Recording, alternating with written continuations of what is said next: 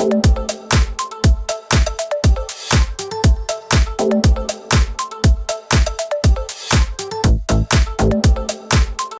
everyone, welcome back to the Movie Studio. Today I'm here to review When Calls the Heart, Season 12, Episode 10. It is called Through the Valley.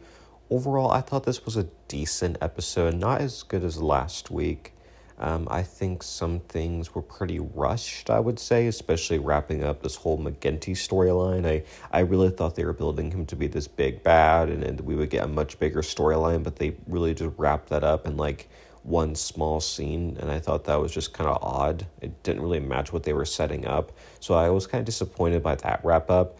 And I'm not gonna lie, I think the ending was very heartbreaking, and I don't have a problem with the storyline. I just have a problem with kind of how they got there and how they wrote little Jack and everything. This episode I thought was kind of odd, but there was some great stuff with Bill and Georgie. The Mike and Mei stuff was cute too. So yeah, overall a good episode, not great, but yeah. So basically, Lucas is sued by McGinty, which we all knew was going to happen. It's not really surprising. Edie has withdrawn from McGinty, but now she owes him a crap ton of money. And, I mean, that wasn't really resolved in this episode. I mean, I guess it kind of was, like, you know, with the conclusion that we got. But I did find it kind of odd that Edie was in one scene this episode. I'm starting to wonder, are we actually going to get any real progress between them before this season's over? Or are we going to be kind of disappointed and they're back to square one as just, you know, friends, whatever. I don't know. I do want a little bit of progress with them. So I think they could be really cute together, and now they're starting to move on. Especially this episode, they've really moved on from the McGinty storyline, clearly. So I don't think there should be any major obstacle with Lucas and Edie now, but I'm hoping we get more from them. Lucas is furious, though, at being sued. He wants to go and talk to McGinty on his ranch, and Nathan offers to go with him. Now, Lucas shows him a bit of attitude, which I thought was kind of odd. Like, is there still tension between these two? I thought they resolved everything, but maybe I'm wrong. It's also possible Lucas was just so upset that he was just in a mood anyways, and he just happened to lash out a little bit at Nathan. I think that's probably what's more likely here. So they go out to the ranch, and they confront him, but McGinty counters back by saying he wants to put do a trespassing fine for Allie because she trespassed on his land. So there's really no progress. Nathan's upset with Allie for what she did, and, you know, she's really upset too because she thinks she's responsible for some of this, but Elizabeth and Nathan both assure her that she's not. So a few episodes ago, when Allie and Oliver were trespassing, though, I saw that McGinty had ash trees, and they focused on the boots that he was wearing, but also the trees that he was using to block access to the other pasture. And now it makes sense why they focused on the trees, is because those are ash trees, and apparently McGinty stole them from Lee because those was part of Lee's lumber. I do think it was kind of odd. I didn't think they needed to add in another element to this. I think there was plenty that they could, you know, take McGinty down with. That it felt like the lumber thing was kind of minor and it just a little bit filler, and maybe a way to get Lee involved in the storyline too. I don't know. Basically, Lee has the right to press charges because McGinty stole from him, but he decides not to. And Bill says that we can make all of this go away. Like, you can walk away if you let go of the trespassing fine, the loans on the ranchers, and also suing Lucas. If he can give all of that up, then they won't turn him in. I mean, to be honest, I still think they should have found a way for him to get arrested because he's a bad guy, and I don't really, it just felt like very convenient, and we're like, okay, so this guy's still roaming free, so he just, I don't know, I think Bill should have had, play another card, too, to get him to sign something, but he's actually going to jail, because it would have been full circle that he had Rancher sign something, but there was more to the fine print. I don't know. I think he should have gone to jail, though. Unless there's another twist coming. We still have 2 episodes left, but I highly doubt it. I think this is the last we'll see of McGinty. Maybe he'll return in a future season 2. I just thought the way they wrapped up that plotline was kind of odd. But what I did like, though, Oliver comes in with the evidence of the ash trees, and he also says that you can trespass. What was it? It was something about you can trespass if it's in pursuit of a crime from the Mountie Handbook. Basically, this gets Allie off scot-free. So basically, Oliver kind of saves Allie from getting in trouble and having to pay the fine. I mean, it is a very much a happy ending, but I guess the mystery of the gold still remains. Like, where is the gold? Did Ernie, truly just take it? And I mean, where is it? I assume this will be a Lucas and Edie thing, just because I think Edie's gonna try to find out, maybe where her grandfather might have hidden it. I don't know. But I could also see Bill and Rosemary wanting it, because Rosemary really wants it so bad, and it's more tied to their storyline. So I don't really know. We'll see, though. I'm looking forward to this storyline being wrapped up. I'm just kind of disappointed with how it ended, but I'm looking forward to seeing where the gold is at. So I'm sure we'll get that answer in these last 2 episodes. So other plot lines going on. So the kids are doing like projects, and they're presenting to the classes kind of like their finals. And I thought this was really cool, because this is what I'm doing for my senior project. I did a mental health awareness thing, which is, obviously different than what these kids are doing. They're doing more like hands-on stuff, which is really cool too. But I'm liking how they're incorporating projects into teaching and learning and all of that. I think that's really cool. Seeing these kids doing like their project boards, it just reminds me of what I'm doing for my project. So I do really like that connection. But Emily is having trouble figuring stuff out for her project. She finds out she missed the deadline for Teachers College. And Elizabeth asks, is being a teacher really what you want? And Emily says, I just wanted to be like you. But she actually has a knack for business, which we've seen when she's worked with Henry. Now, I do think they could have maybe set up this this Emily storyline a bit better by dropping some more seeds along the season. I mean, earlier on we saw her working with Henry, but I would have liked maybe a few scenes where she expressed some doubt, maybe even scenes with Henry. I think I would have been fine if Henry got scenes with Emily, because I was kind of complaining I wanted him to do more this season. We could have seen just a few scenes with him kind of helping Emily with her future. And then this episode is like the climax of it all, and she comes to the conclusion that she doesn't want to be a teacher and that she can do her own thing here. I mean, Robert graduated seasons ago and he's still around, so there's no reason why she can't do the same. I mean, sure, it would have been cool if she went to Teachers College, but she's clearly not passionate about that. She's passionate about running a business. So I like that storyline a lot, too. I think that was really cool. And Elizabeth's advised her, too, about how her parents had a completely different vision for her, and she went against that vision, and she couldn't be happier where she is now. So as always, I love Elizabeth in the teaching role. I think she does such a great job at it, so I have no complaints there.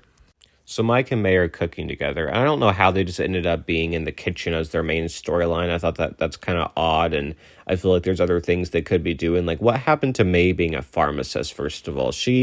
We haven't seen her in the pharmacy since like last season, if that, maybe even season 10. They've just completely forgotten about her job. That's kind of disappointing. Like, she's not a cook, I don't know. That's just a very, very small thing. But they're cooking together, and they're making these moon cakes and something else. Apparently, Mike's family is big into baking, which we had no idea about, I don't think. And Mei, her grandmother, made moon cakes. So now they're kind of making them, and Minnie overhears and pretty much just says, oh, how about, I make something, and Molly comes in and is like, I'll make something. And then it's this whole the classic trope of something that just for the two of them ends up being for the whole town, or one of those like, oh, it's just a small get-together. No, it ends up being everybody. So, I mean, I thought that was like funny, a little stupid, but it ends up being the entire town gets together for a harvest festival. And Mike says, I wish we could just do dinner, the two of us, but then he surprises her with tickets to Niagara Falls. So I guess they're going to Niagara Falls, which, I mean, good for them. I think they've been cute together this season. I definitely have liked them way more than I did Jesse and Clara after they got married. Like, Jesse and Clara got exhausting with their stupid arguing and fighting. Mike and Mei really only had their arguing after their honeymoon, and it was about like the stupidest thing ever. So I don't know. I'm liking them together a lot this season, though. I think they're really cute. I do think the Harvest Festival storyline could have been, I don't know, a bit more prominent, like more of like the community aspect, because this season's been very light on the community stuff, which is very surprising. I would have thought they would have done a lot more. Now, next episode, I think, without getting into spoilers, is going to be very community focused, which I'm looking forward to, because that's what I love about the show, is when the whole community comes together to support or just to have fun. I think the Harvest Festival was a nice time for everyone to get together, but it did just feel kind of like just random, just halfway into the episode, or I guess like 3/4 into the episode, we just randomly have a dinner that only lasts like a couple minutes. So I would have liked them to maybe do a little bit more with it, but I'm also glad to see everyone together as well. So Georgie's back, and her and Bill are wrapping up the case with Sunny and Woody. I guess Sunny already went back to Granville, and Woody's in Hope Valley. Woody basically admits to the crime because he's dumb, and he admits to being the lookout of the train robbery. So we basically have confirmation that the garrison stole the gold. They buried it on the Martell Ranch, and we assume Ernie just somehow found it and took it with him, but it's still hiding somewhere as well, that he didn't use it. So, because then Toddy got it. He gave it to Toddy. So, I don't know. I really don't know where it's at. We already discussed that before. But they wrapped up kind of that the garrison part of the storyline in this episode. But Rosemary's also feeling kind of left out because she wants to be involved in Bill and Georgie's investigation, which, I mean, and I kind of get, but also that's not her job. She's a journalist, and I mean, Georgie's completely right that a journalist should not know classified information about an ongoing investigation. So I don't understand why they would try to villainize Georgie here. She's completely right. Rosemary just has to get over herself. This is not her place. She has plenty of other things she could be doing in town. She runs a radio show. Like, we didn't even see her doing that in this episode. In fact, we haven't even seen her do it since Fiona left. So I don't know what's going on with the radio show, but Rosemary and Georgie kind of make up. I didn't really think they needed to. I don't know. They kind of make up at this Harvest Festival because Bill invites her to it. Georgie's going back to finish things up somewhere. I don't really remember where she's going, but her and Bill say goodbye, and they actually kiss. I was not expecting a kiss, guys. I thought it would just be like a kiss on the cheek from her or maybe him. I did not think we would get an actual kiss, especially for a relationship. This is the second episode we've had Georgie, but I'm liking them a lot. Like, a lot. Like, my favorite relationship Bill has been in. So I'm really hopeful that they can get this to stick and that's not a one and done, because I think they would be really good together. They're both in the same field. Bill usually attracts the bad woman. We had AJ Foster, and then Nora, of course. I mean, Georgie and Madeline. Madeline wasn't totally bad, but Georgie seems to be one of a good one, a good girl for him. So I'm really looking forward to their relationship hopefully blossoming, and hopefully Melissa Gilbert will come back and be his partner or whatever. So yeah, I love that. That was my favorite moment of the episode. But the final thing is the Little Jack storyline. So he fell asleep in class early on. Elizabeth thinks maybe he's coming down with something. Just the way they structured it was kind of odd. I mean, you knew something was up with him, but it was just weird that it didn't really come to the last 5 minutes. I would have preferred if maybe halfway through, he went missing, and then at the end of the episode, Faith found out the results. It felt very crammed in the last 5 minutes, but basically he passes out in like a field of bushes, and Nathan finds him, and then they go to the infirmary, and he starts to feel better. And then Faith tells May, I'm worried it might be diabetes or something, and then something else, I don't remember. But then she gets the call, and she goes to Elizabeth and Nathan and says, Little Jack has diabetes. There's no cure for diabetes, though. So, wow. I mean, I was not expecting him to have diabetes. That was a plot twist. I mean, I think they could have revealed it better, but beside the point, I think this is going to be a good storyline. I would have never expected them to do this, but I think it's going to be really good for the town, coming around Elizabeth and supporting her. We oftentimes we do see Elizabeth supporting others and maybe herself not enough, but now I think everyone's going to come be around her in this time of need. So I'm really looking forward to that. seeing Nathan tackle, how does he fit into all of this? What can he do? He's not Little Jack's father.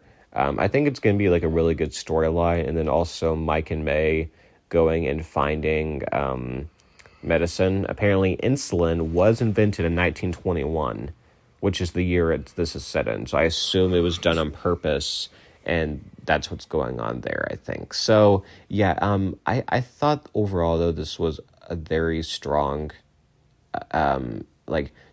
reveal, and I think it's going to be a really strong storyline, even though it was a bit rushed, but I was shocked. Like, it was definitely a very shocking ending that I was not expecting. The episode overall, though, was decent. Not my favorite, but it had a lot of good moments throughout. Again, I wish they had wrapped up the McGinty thing a bit better. But yeah, comment down below. What did you think of this episode? What do you think of the Little Jack diabetes reveal? Do you ship Bill and Georgie as well? And where do you think the gold's at? So let me know all of that down below in the comments, and I'll see you guys next week. Bye, everyone.